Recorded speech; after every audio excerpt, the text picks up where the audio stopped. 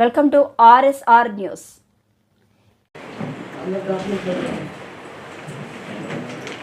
తారీఖు నుంచి ప్రజలందరూ కూడా మన ఎఫ్పి షాపుల్లోనే తీసుకోవాలనేది మనవి.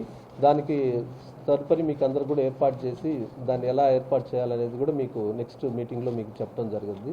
ఇందులో ఒక 2 విషయాలు ఉన్నాయి. అంటే ఎవరైతే 65 సంవత్సరాలు దాటిన వాళ్ళు ఉంటారో, at the same time disabled ఎవరైనా నడవలేని వాళ్ళు, కొంచెం తీసుకోగలిగిన వాళ్ళు ఎవరైనా ఉంటే వాళ్ళకి డీలరే మీకు అందుబాటుకి వచ్చి మీకు అందించడం జరుగుతుంది. ఆ సరుకులు ఏదైతే ఉన్నాయో ఆ విధంగా మీకు ఇబ్బంది లేకుండా మీకు డీలర్ వ్యవస్థ నుంచి కూడా దాన్ని ప్రతిష్టంగా చేస్తాం. దాన్ని ఇటువంటి లోటుపాట్లన్నీ కూడా ఏమీ లేకుండా ట్రాన్స్పరెంట్గా చేయాలనే ఉద్దేశంతోనే ప్రభుత్వం ఈ ఎఫ్పి షాప్ వ్యవస్థను కూడా తీసుకొని రావడం జరిగింది.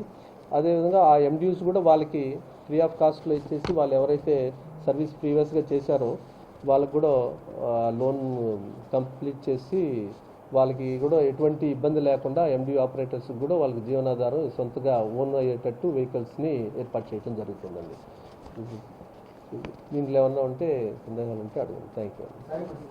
ఎండియూస్ అనేది మొబైల్ డిస్పెన్సింగ్ యూనిట్ మొన్నటి వరకు ఉండింది. బట్ నిన్న క్యాబినెట్లో మనకి 20వ తారీఖు నుంచి దాన్ని క్యాన్సిల్ చేయడం జరిగింది. ఆ వ్యవస్థ కాకుండా డైరెక్ట్గా ఏదైతే ఎఫ్పి షాప్ డీలర్స్ ద్వారానే ఇవ్వాలనేది మన యొక్క ప్రభుత్వం యొక్క ఉద్దేశం. ఎందుకంటే ప్రీవియస్గా కొంత నష్టపోయారు అన్నిట్లో, ఫండ్స్లో కానీ అన్ని అని చెప్పి ఉద్దేశంతో ఇప్పుడు ఆ ఒక వ్యవస్థను తీసేసి మెయిన్ డీలర్ ద్వారానే ఇవ్వాలనేది 1వ తారీఖు నుంచి జూన్ నుంచి మొదలు పెడతారు. సో దానికి కూడా ఇలాంటి మనం 7 సర్వీసెస్ ఇప్పుడు మన జిఎస్డబ్ల్యూసి ద్వారా ప్రతి గ్రామంలో జరుగుతుంది. ఈ సర్వర్ అనేది కొంచెం టెంపరీ ప్రాబ్లం కాబట్టి అది క్యూర్ అవుతుంది. నెక్స్ట్ ఈవినింగ్ నుంచి బాగా అవుతుందని చెప్పారు.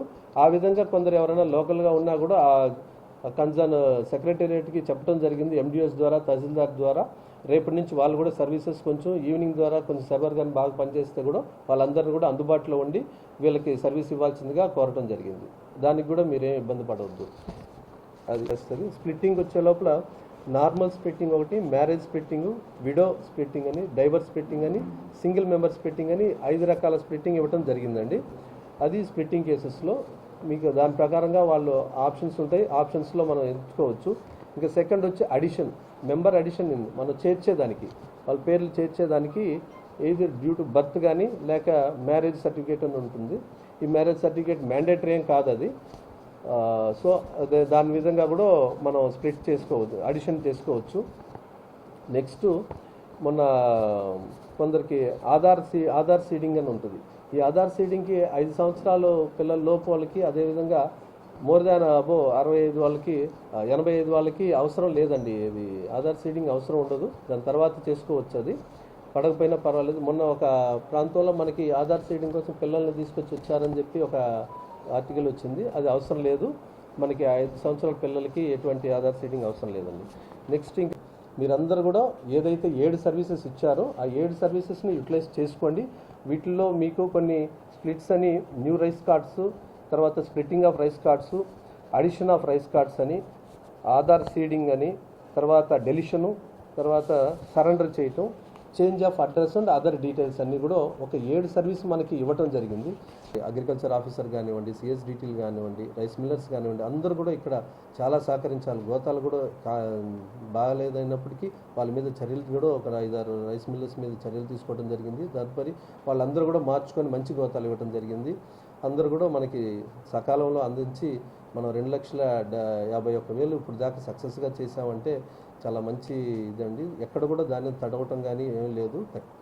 తడిచినవి ఎక్కడన్నా ఉన్నా కూడా కొద్ది గొప్ప వాటిని సరిచూసుకొని వాళ్ళకి రైతుకి ఇబ్బంది నష్టం లేకుండా అవి జాగ్రత్త చేసుకోమని పట్టలు కూడా ఇవ్వటం జరిగింది. పట్టలు కూడా సమానంగా ప్రతి రైతుకు కూడా ఆర్ఎస్కేలో ఏర్పాటు చేసి మన సొసైటీల ద్వారా కూడా మంచిగా ప్రొక్యూర్మెంట్ సక్సెస్గా చేసామండి ఈ జిల్లాలో. Thank you. రోజువారీగా ఇప్పుడు 100-200 టన్నుల దాకా వస్తుంది. సో అందరు కూడా మనం ప్రతి రైతు దగ్గర కూడా కొనుగోలు చేస్తాం. దాంట్లో ఇబ్బంది లేదు. వాళ్ళకి కావాల్సిన గోతాలు కూడా సరిపడా చేర్చడం జరిగింది. కొన్ని అప్లాండ్ ఏరియాలో నోకలు వస్తుందని చెప్పడం, నోక అవుతుందని చెప్పడం జరిగింది.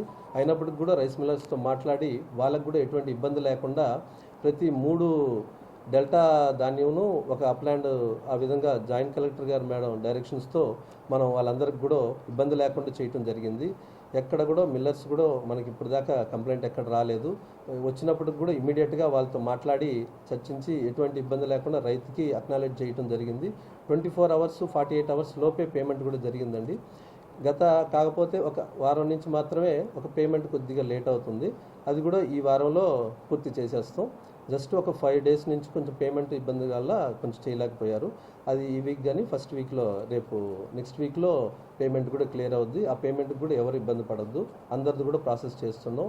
మీ ప్రతి ఒక్క ట్రాన్స్పోర్ట్ ఛార్జెస్ కానీ రైతుకి కానీ ప్యాడీ ఇచ్చిన పేమెంట్కి కానీ కంప్లీట్గా 100% అవుద్దండి. ఎవరు కూడా ప్యానిక్ అవ్వద్దు.